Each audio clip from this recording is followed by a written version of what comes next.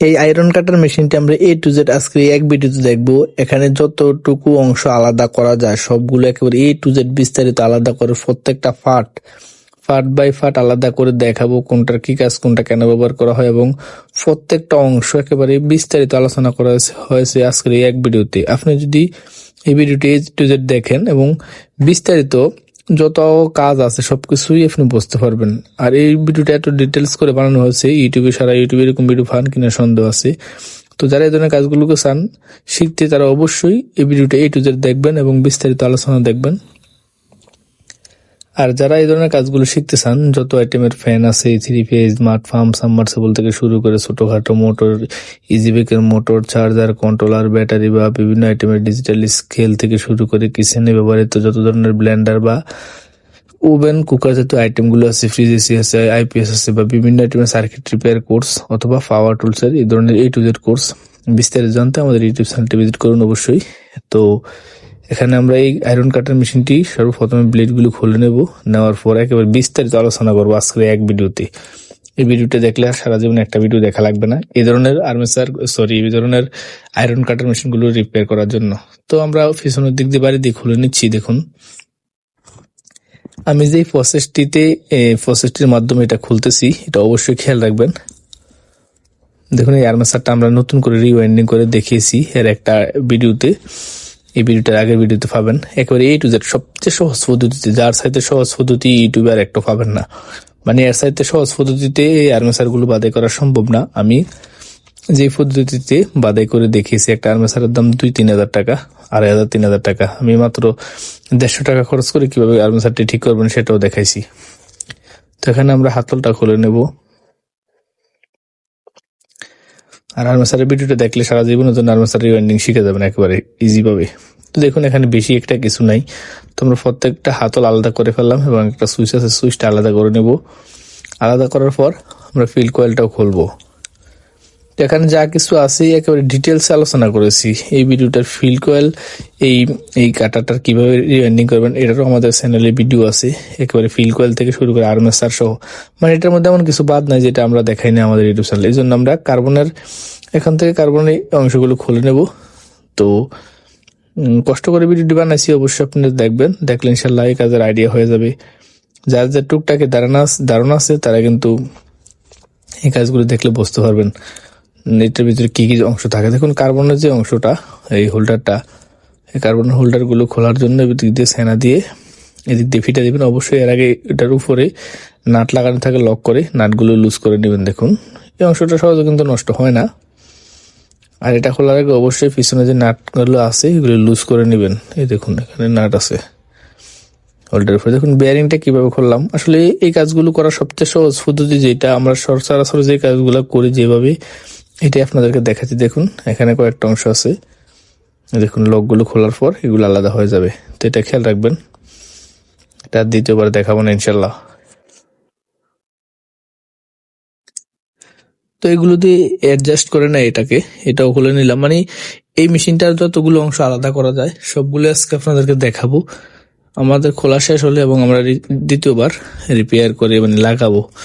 দেখুন এখানে যে অ্যাডজাস্ট করার জন্য কতটুকু অ্যাঙ্গেলে, 45 ডিগ্রি না 30 ডিগ্রি না 15 ডিগ্রি অ্যাঙ্গেলে আমরা একটা পাইপ বা রড কাটবেন, এখানে অ্যাঙ্গেলও সেট আপ করা যায় সিধা বাদ একবারে।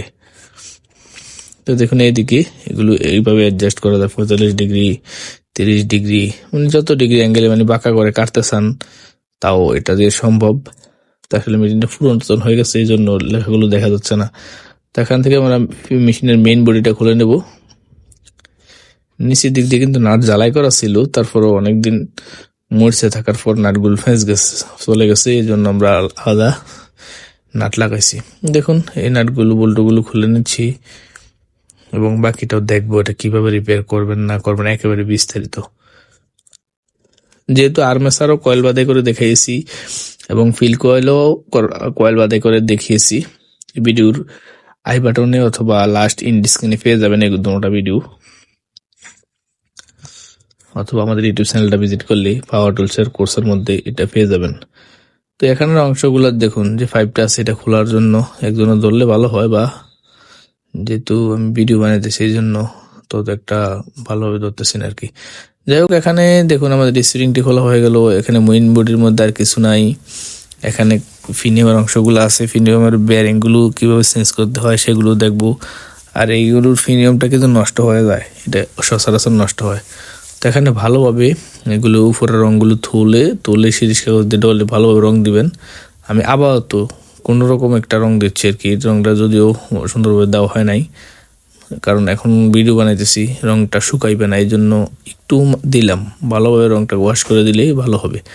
দেখুন ভিতরে যদি বেয়ারিংগুলো আটকে যায়, এই বেয়ারিংগুলো খোলার জন্য এই ধরনের নাট দিয়ে আপনি ফুলার বানাতে পারেন। আমি একটু আগে এই ফুলারটা বানাইছি। এই নাটগুলো খোলার জন্য নাটের মধ্যে দিয়ে কেটে এই ফুলারটা খুলবো। এখন আমরা এই ফুলারটা বানাইতে প্রায় আমাদের 1 ঘন্টার মতো সময় লাগছে। তো যে কোনো জিনিস ভাই আপনি যদি লজিক্যালি কাজগুলো বোঝেন তাইলে কিন্তু অনায়াসে এগুলো বানাইতে পারেন। এগুলো সিম্পল জিনিস, একটু বেরিং খাটাইলে হয়। দেখুন এখন বেয়ারিং নিচ থেকে টেনে তুলে আনবে একবারে, মানে বেয়ারিং আসতে বাধ্য। আপনি যেভাবে এটা টাইট দিচ্ছি এখন সোজা হিসাব।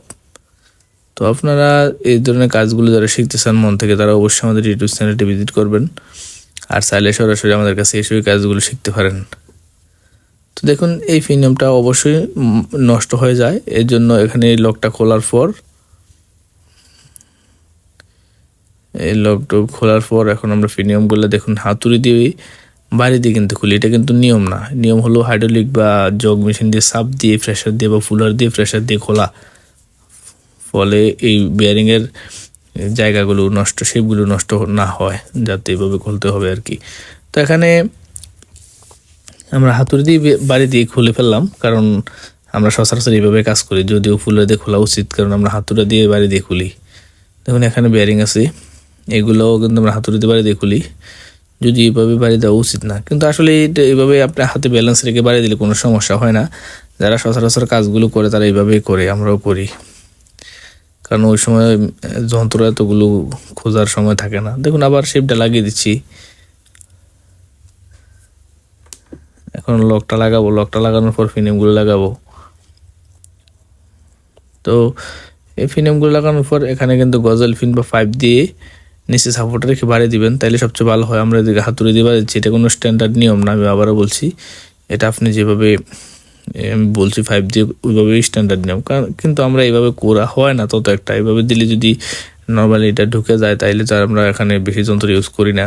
তো এখানে দেখুন বেয়ারিংটা আগে লাগাইলেও পারেন, অথবা বেয়ারিংটা ফিনিয়ামের সাথে লাগাইলেও পারেন। আমরা ফিনিয়ামের সাথে লাগিয়ে দিব। লাগিয়ে দেওয়ার পর এখানে গিরিজ দিয়ে এটা লাগাতে হবে। আমরা এখন চেক করার জন্য এভাবে লাগাইছি, অবশ্যই এখানে গিরিজ দিতে হবে। দেখুন এখন আর্মেচার লাগিয়ে দিলাম, দেওয়ার পর বাকি অংশটা দেখুন সুন্দরভাবে রোটেট করতেছে।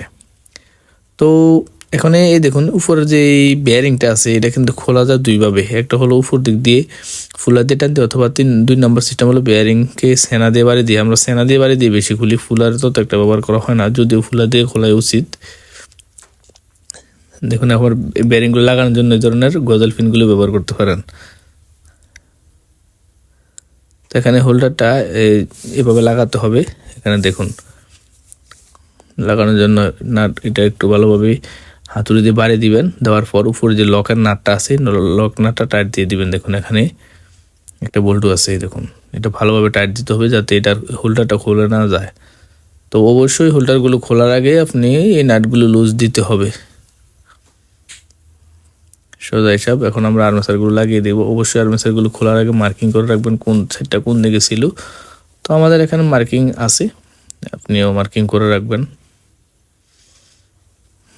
তো এখন আমরা বডির মধ্যে এই ফিল কয়েল সেট আপ করার পর এখানে দেখুন এই যে কার্বনের জায়গায় যে স্প্রিংয়ের আছে এগুলো লাগিয়ে দিব, মানে কানেকশনগুলো। এখানে বেয়ারিংটা পিছনের অংশে এখানেও লাগাইতে পারেন, অথবা মেইন বডিতেও লাগাইতে পারেন। সোজা হিসাব আপনার যেভাবে স্বাচ্ছন্দ্য বোধ মনে হয় এইভাবে করতে পারেন।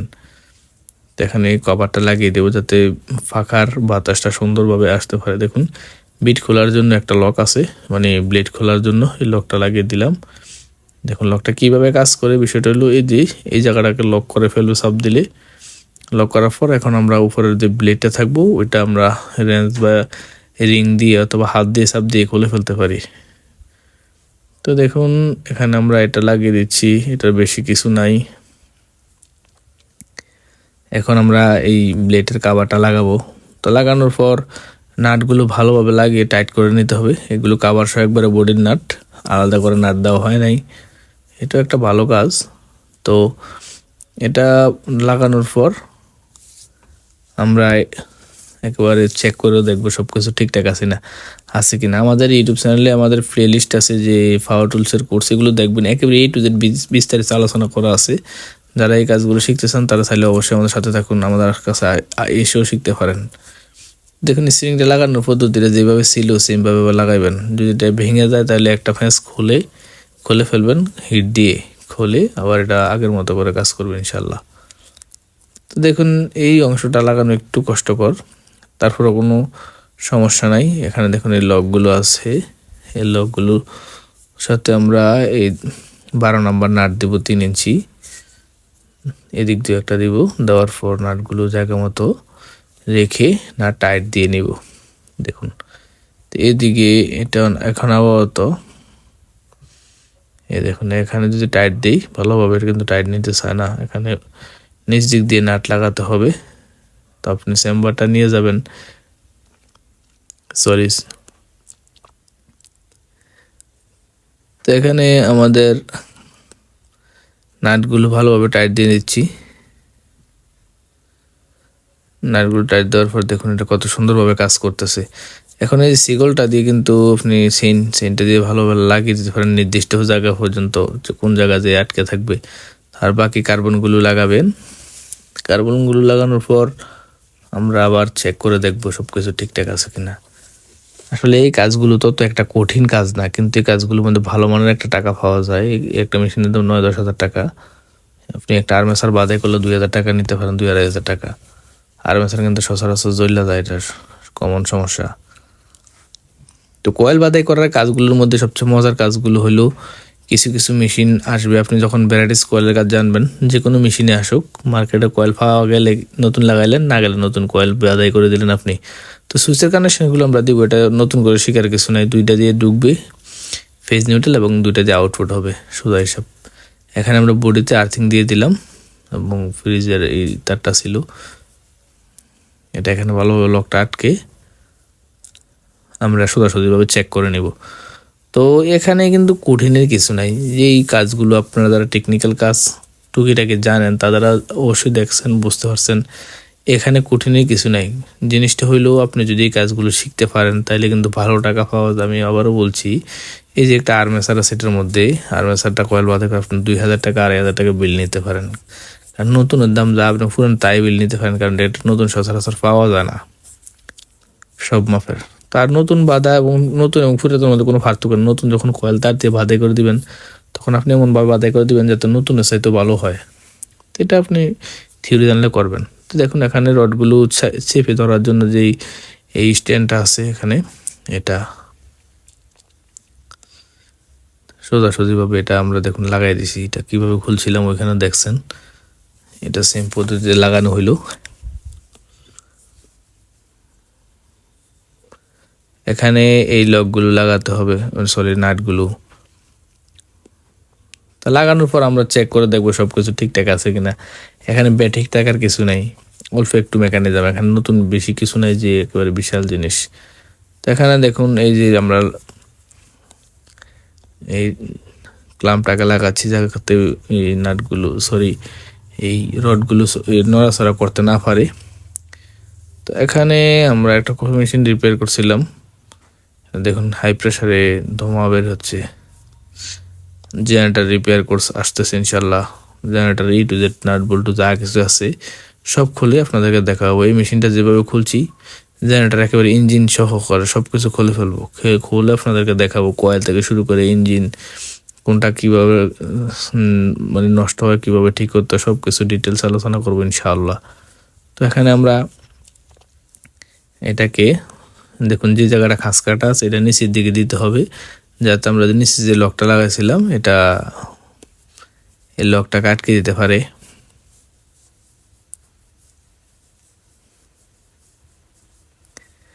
এখানে আমাদের দেখুন সুন্দরভাবে লকটা আটকাচ্ছে। এখন আমরা ব্লেডটা লাগিয়ে দিব, লাগানোর পর চেক করে দেখবো সবকিছু ঠিকঠাক আছে কি না।